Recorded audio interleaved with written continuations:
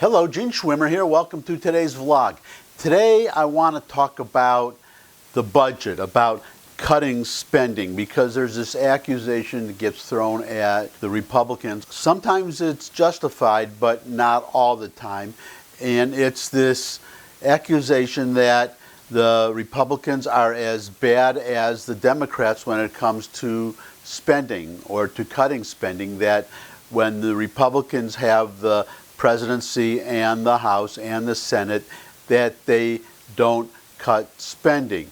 Now, first of all, it's important to note, because this is another accusation that gets thrown around a lot, which is that the tax cuts that Trump signed into law are somehow responsible for the deficit. And it's not. We collected record income tax. The amount of money that the federal government collected went up. So if the deficit went up also, that means it's spending. It means that spending is going up faster than money is coming in.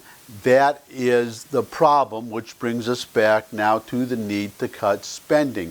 Because if you follow the Democrats' advice and you raise taxes, what happens? Well, we've seen it time and time again.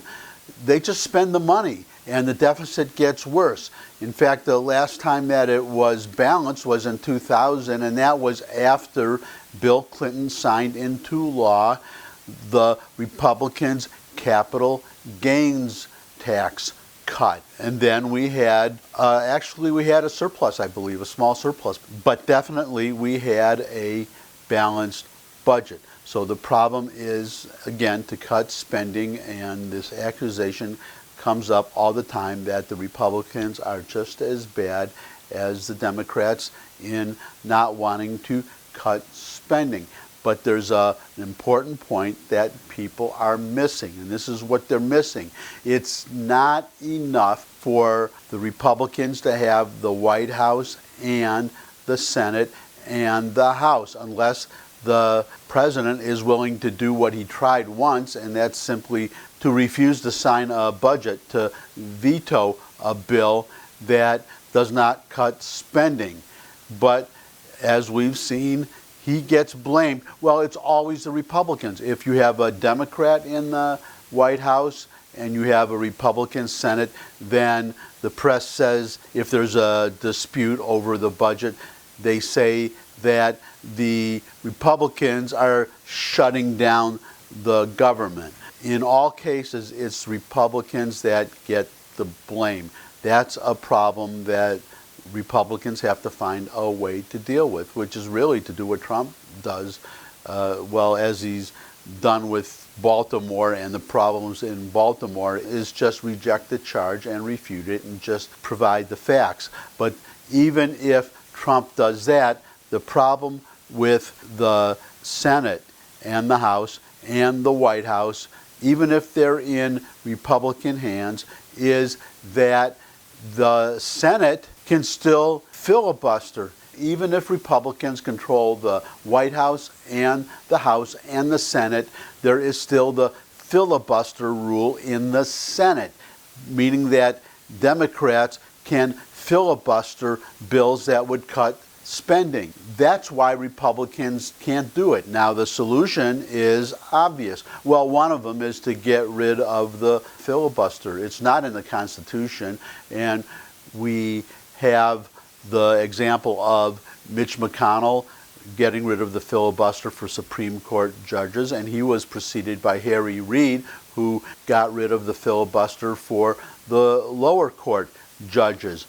But then if the Republicans do that, then the problem is that they could face the situation that the tables are turned and the Democrats are in control of the Senate, and then the Republicans can't filibuster. But the counter argument to that is that if the Democrats do get control of the Senate and Republicans filibuster a budget bill, that the Democrats will get rid of the filibusters. It's a dilemma. I don't know how you solve it. But the other solution, the better solution, is to achieve what the Democrats achieved in the 2008 election, which is not just a majority in the Senate and a Democratic House and a Democratic White House, Barack Obama, but they had 60 votes in the Senate, making it filibuster proof.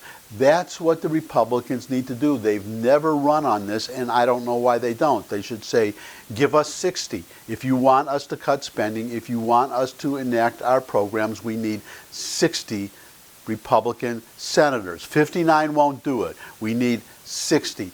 That should be their campaign theme going in, well, in every election. That should be their theme until they get what the Democrats have had and Republicans have never had, to my knowledge, certainly not in the 20th century, certainly not, or at least not since Roosevelt became president.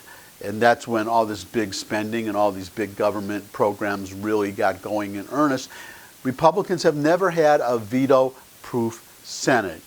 I say it's time that they had one, and I hope that someday we can give it to them, but the best way to get us to give it to them is to ask. So that's my advice. Any Republican candidates, that's what you should run on.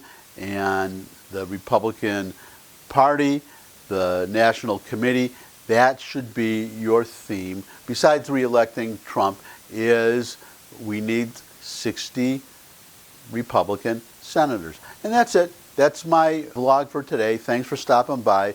As usual, thumbs up if you like the video. Share it with anybody you think would benefit from it.